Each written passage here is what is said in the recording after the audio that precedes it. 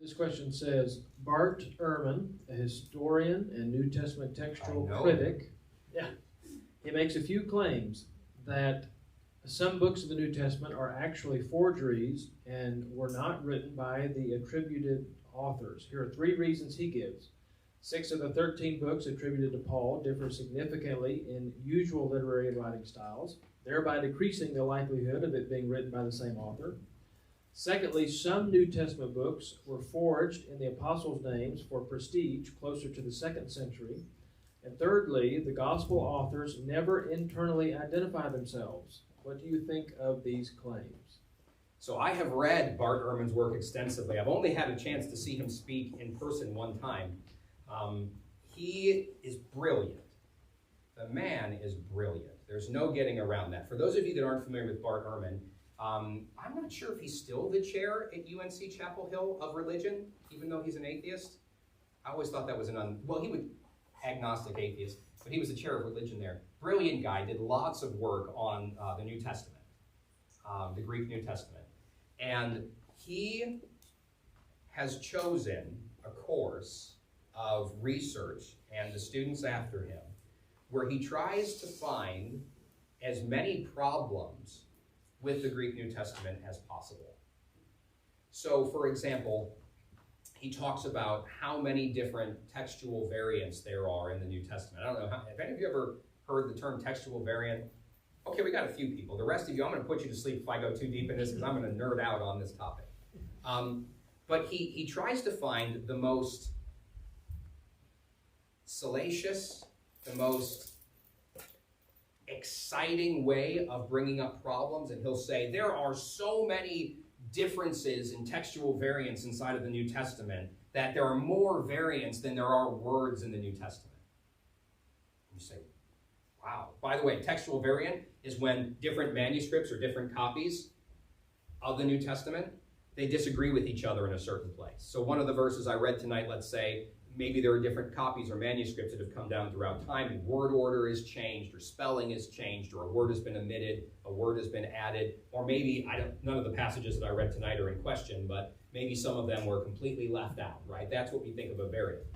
He also neglects to say that 98% of the existent manuscripts that we have agree with each other.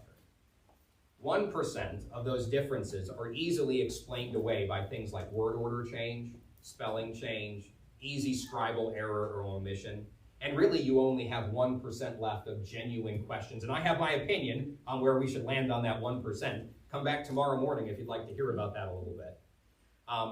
But I have not been convinced by Bart Ehrman, because he has gone, some of you know, when you want to write something as a research paper, you sometimes push the boundaries of what the data will let you do in order to make a claim, a little bit. And I think that he grabs on to some of these ideas and he really pushes where things could go with it. And I, in some ways, question his ethics as well. Not because I think that he's doing bad research. I think that he is somehow motivated, from what I know of him. He includes his whole testimony and what he grew up thinking that he was a Christian, and he went off to, I think, Moody Bible Institute, and then from there went to Princeton, I want to say, and lost his faith at Princeton when he was studying I want to say it's Princeton. I may be mistaken on that, but he went to an Ivy League theological program and lost his faith there, and there's a streak of bitterness that runs through him that makes me concerned that he is motivated by something in his life personally that has fueled his research to run in a specific direction that really the evidence doesn't suggest that you ought to run. So I won't, for the sake of everybody that didn't raise their hand about textual variants, I won't go into some of what he said. I believe, and the church fathers who wrote, who were much closer to the situation than Bart Ehrman or myself are, they wrote believing that the authors that we attribute to the books of the New Testament were the actual authors. Some of them knew, some of the apostles or people that knew the apostles or the disciples. I've heard the idea of the pseudepigraphal works where people, like, no one wants the Gospel of Bob. Right? If your name's Bob, I don't mean that as an insult, but no one wants to read the Gospel of Bob. So they come up with the Gospel of Peter because maybe some people will read it, but it's obviously much later than the other writings. it has theological controversies than the other writings, and they just don't bear the mark of being legitimate Bible books. So I am aware of his arguments, and he has a book called, I think, Misquoting Jesus? And someone wrote a rebuttal called Misquoting Truth, or vice versa. I would recommend you look at some of that. I think you might be enlightened by some of it.